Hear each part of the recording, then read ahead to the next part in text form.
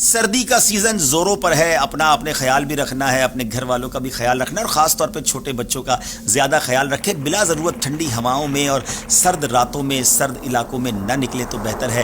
اور اس میں کچھ احتیاطیں بھی بتا دیتا ہوں۔ ہیٹر کا استعمال ہوتا ہے بہت سارے ملکوں میں، اور کہیں کہیں تو گیس کا ہیٹر ہوتا ہے، اور ہم بعض اوقات اس کے حادثات بھی سنتے ہیں۔ تو جب آپ رات کو ہیٹر یوز کر رہے ہیں اور سونے کا ارادہ ہے تو ہیٹر کو بند کر دیں، روم پہلے گرم ہو جائے، پھر ساری رات اسے کھلا رکھ کر نہ سوئیں، کیونکہ ہم نے کئی حادثات سنے ہیں کہ گیس لیک ہو گئی، آگ لگ گئی، یا گیس کی وجہ سے دم گھٹ گیا۔ اور اسی طرح اگر الیکٹرک ہیٹر بھی ہے تو بھی رات سونے سے پہلے اسے بند کر دیں۔ اور سبحان اللہ، میرے آقا علیہ الصلوۃ والسلام کی احادیث کتنی کمال کی ہیں کہ ایک حدیث پاک کا مضمون ہے کہ اگر رات سونے کا ارادہ ہے تو اپنے گھر میں آگ کو نہ چھوڑو، بلکہ آگ کو بجھا کر آرام کیا کرو، کیونکہ وہ آگ جو ہے وہ بڑھ بھی سکتی ہے اور اس سے آگ لگ سکتی ہے۔ اسی طرح ناظرین، ہم شال کا یوز کرتے ہیں، چادر کا استعمال کرتے ہیں، اس میں بھی کچھ شرعی مسائل بھی بیان کر دیتا ہوں، اور اس کے ساتھ ساتھ کچھ احتیاط بھی۔ چادر کا اگر آپ استعمال کر رہے ہیں، شال کا استعمال کر رہے ہیں، تو نماز پڑھتے وقت آپ نے ایک احتیاط یہ کرنی ہے کہ نماز میں اس طرح دیکھیں، دونوں سرے آگے کی طرف ہیں، اس کو صدل کہتے ہیں، اور نماز میں یہ مکروہ تحریمی ہے۔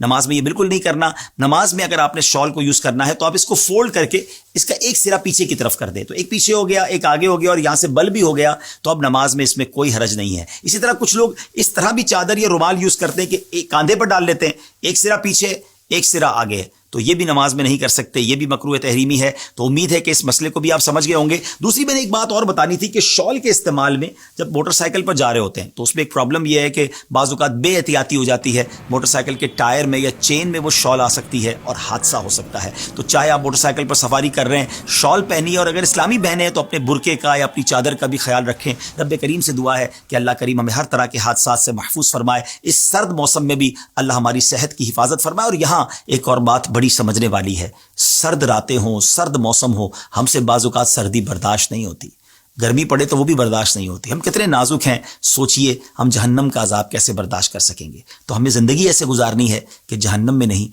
انشاءاللہ جنت میں جانا ہے۔